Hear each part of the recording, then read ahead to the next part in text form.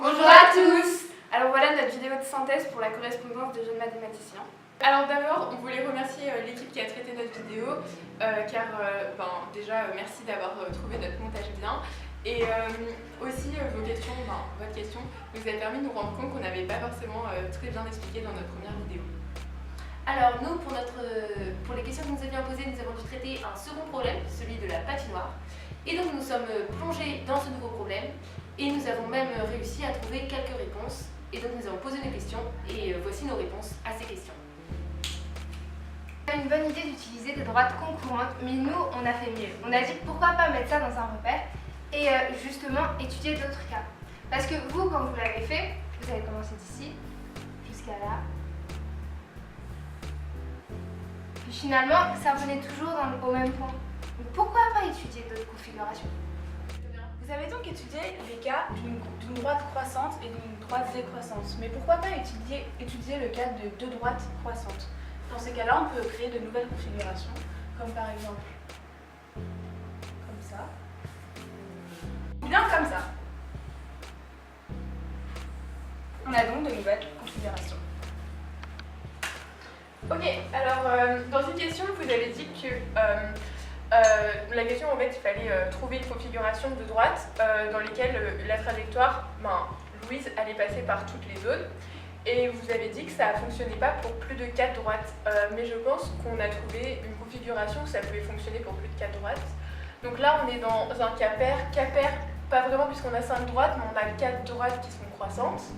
Donc si on descend verticalement, on a une configuration en escalier.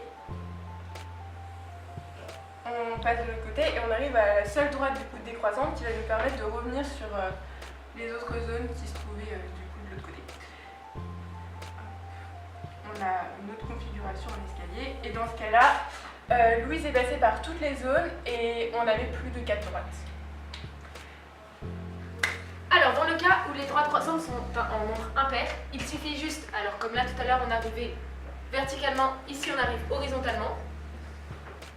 Et cela refait un petit escalier.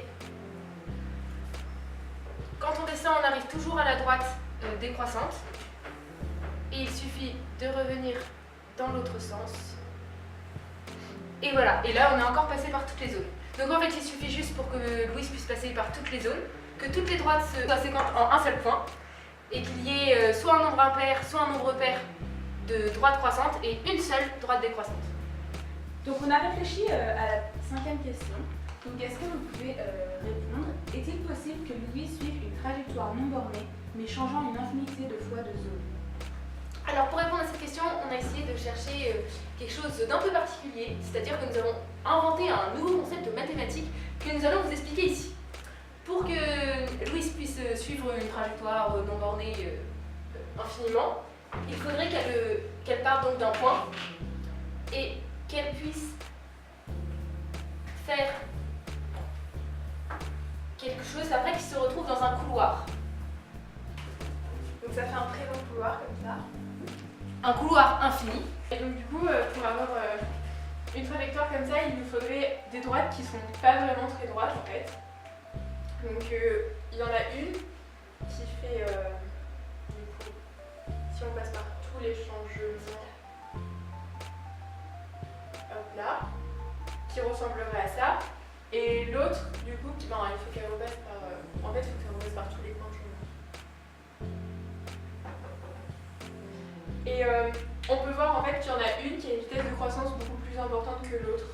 Voilà. Et on a appelé ce nouveau concept Les droites asymptotiques.